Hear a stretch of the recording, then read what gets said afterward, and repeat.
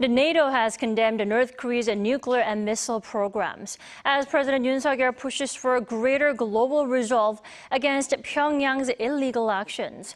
This as he also adopted upgraded relations with the military alliance.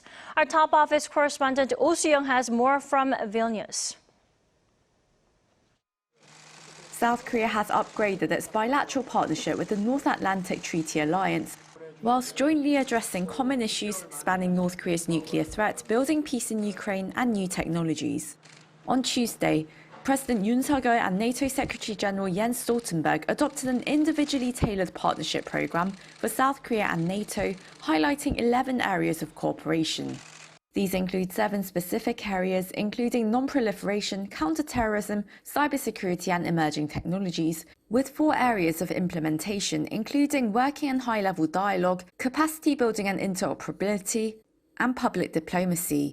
이번 나토 참석은 나토와 한국 간의 협력의 틀을 제도화하고 나토와 군사 정보와 사이버 분야의 협력에 관한 논의를 진행하기 위해서 이번에 왔습니다.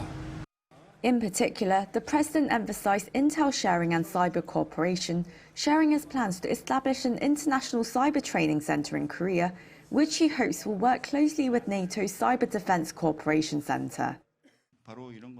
This is because the battlefield is not limited to a specific territory and geographical scope, and many illegal acts and violence have been committed online, transcending time and space, and psychological cyber warfare has developed to sway public opinion. Thus, in all areas of security, from installing cutting-edge technologies to intelligence, strengthening intel and cyber cooperation is all the more vital. Yoon also called for a firm global response to North Korea's growing nuclear and missile provocations, to which Stoltenberg voiced his support. The South Korean leader also reaffirmed Seoul's unwavering support for peace and reconstruction in Ukraine. He's expected to further highlight these issues Wednesday with his counterparts from other invited Asia-Pacific countries, Japan, Australia and New Zealand. President Yoon will moderate the meeting of the so-called AP4 nations as they look to increase and deepen cooperation across the Indo-Pacific and Atlantic regions based on their growing areas of overlapping interests and challenges. Following the meeting, the South Korean leader is set to speak at a NATO session extended to partner countries.